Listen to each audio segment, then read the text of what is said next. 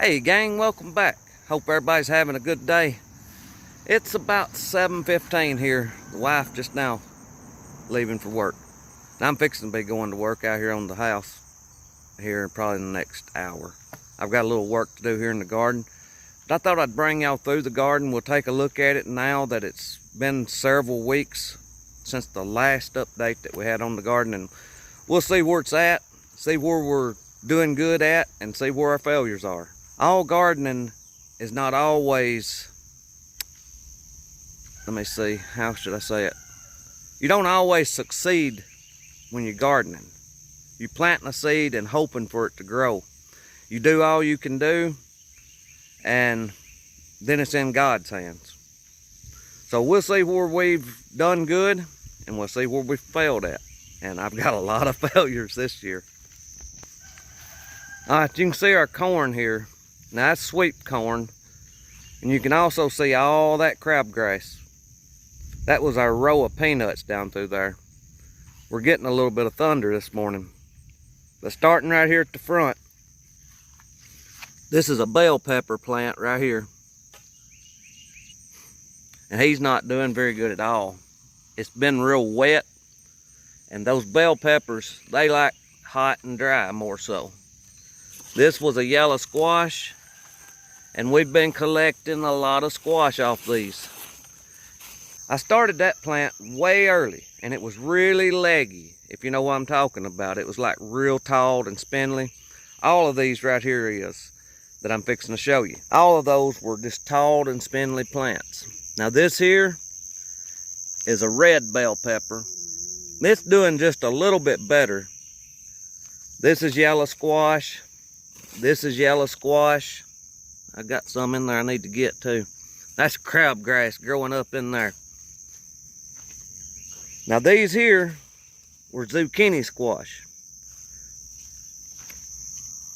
All of these were just really leggy plants. This here is a jalapeno. It's a jalapeno pepper. And what that means is it's got the jalapeno flavor, but it's not supposed to be really hot. All right, moving on. This is another zucchini. I'm letting that one there go to seed. I'm letting this one here go to seed. This was our dill. You can see it's flowering good. Now, here's our tomato plants. Y'all remember I done the video on them of how to double your tomato stakes. If you hadn't seen that, y'all can go check that video out, and you can see how to get twice as many tomatoes stuck with your tomato stakes. The tomatoes are doing fairly well. They've got a little bit of blight hitting them. It's been so wet.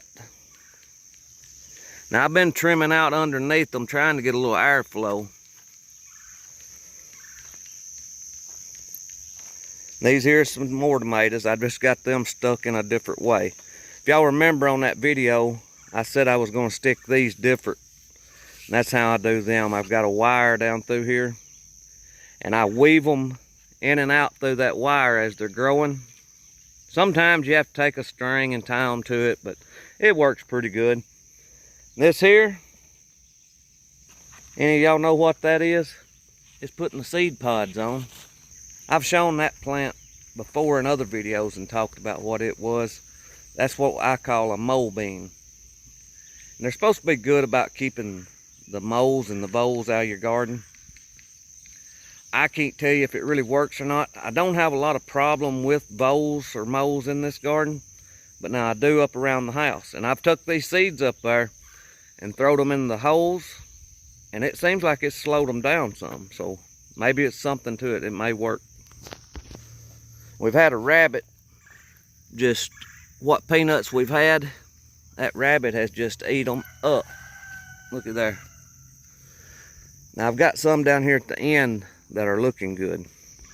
And like I said, growing a garden, you do good in some places and you fail in other places. You just have to keep trying and learning what you can. And sometimes it's not so much about what you know, Mother Nature plays a big part in it. And we've had so much rain this year that it stayed so muddy I couldn't get in here to work. I mean, you can see my corn. Normally, I don't have a lot of grass at all in the row. But I think the corn's gonna do fine. It's probably 7 foot tall, and it's starting to put on some ears now. And it's all starting to tossle out. Now these right here is peanuts. And I'm getting bug damage on them. What that bug damage there was Japanese beetles. And when I was a kid growing up, we didn't have them.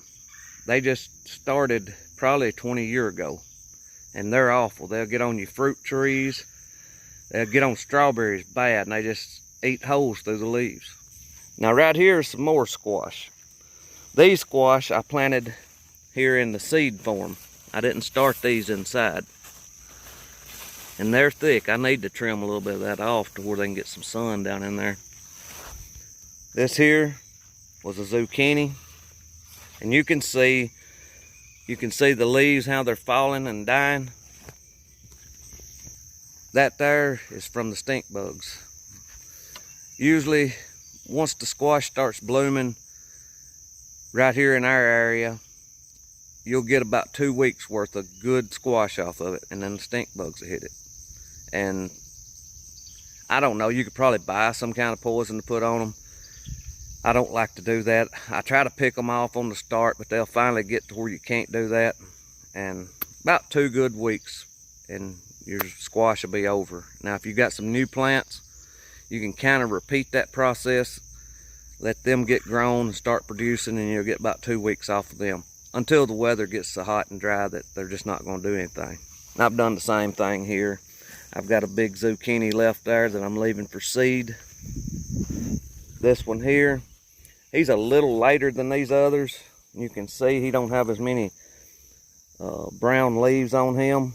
You can see the difference. These here is really suffering from the stink bugs.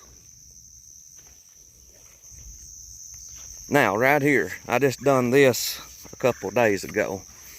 I put this wire up, and that's for our cucumbers. This right past the cucumbers here, this vine, that's the spaghetti squash. They're starting to bloom. They've got some pretty vines. And then right here is some better looking peanuts. This is what they all should look like. I don't know why the rabbit hadn't hit right here. I need to put a wire up around it. If we can save these few here, that should give me enough seed to start over again next year. I've got a few left, but I was running real low on my seeds. That's why I was planting these. Now, this here is our purple hull peas. I got one good row, this one on the far right. This one in the middle is decent. And this one here is just really skippy. They're doing good. I got in here yesterday with the little tractor and plowed them. Got most of this crabgrass stirred up.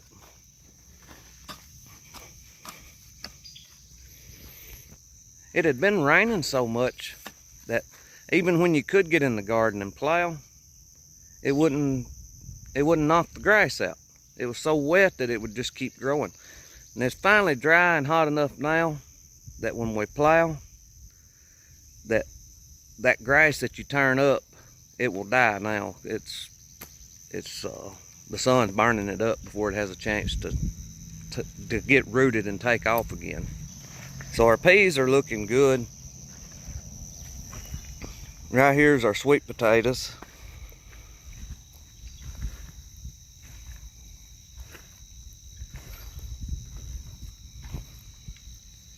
And then I've got some watermelons beside these sweet potatoes. Now I was worried about the sweet potatoes. This is our stock of sweet potatoes. I can't tell you what brand they are. And I've been saving them and raising them every year for probably the last 5 or 6 years now. I don't know, time gets away. But this year I didn't have but a few that would sprout. So maybe we'll get some out of these, as long as we can keep them going.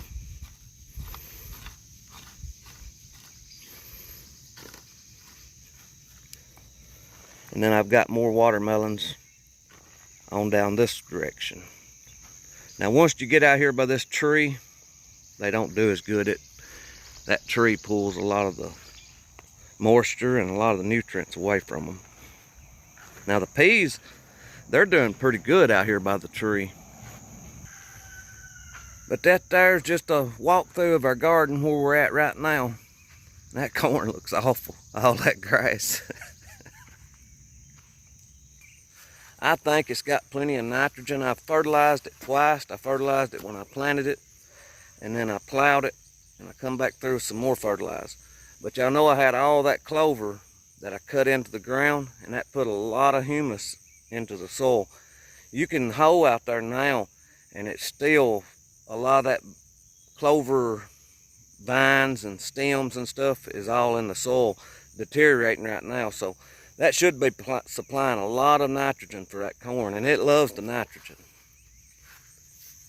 That crabgrass must love it too. That crabgrass is waist high. I'm gonna have to go down through here and mow. Oh yeah, our potatoes. They're in right down through here. We've got 2 rows. And I've got to get this bush hogged. And then after I bush hog it, I'll dig those potatoes and we'll see what we got. We got 1 row of white potatoes and 1 row of red potatoes. I just now seen something here. I've got some more sweet potato shoots. Those will be going in the garden. It'd be lucky if they have time to make anything. But if they stay in that pot, I know they're not going to make anything. So it's just a lot of knowledge and a lot of luck when it comes to gardening. If you're new to it and you're having failures, look at these failures. And my family and myself, we've been gardening for a lot of years. I know tricks. I know things that I thought I knew that didn't work. So if you're new to gardening and you feel like you're a failure, look at this. Everybody fails at it. You just have to keep trying, put the seed in the ground, give it the nutrients it needs, the water it needs, and pray that God brings it along. But anyway, that's about it today. Hope y'all doing what you can do to grow your own food and to get out of debt. I don't talk about the debt a lot because that's each person's own responsibility, I guess. I've just never liked to be in debt. I could probably have a lot of nicer things if I would go in debt, but I'd also owe the bank. And when I lay down to go to sleep at night, I don't want to have to be worrying about the bank. But I thank y'all for watching. I pray God blesses you, and I'll see you in the next one.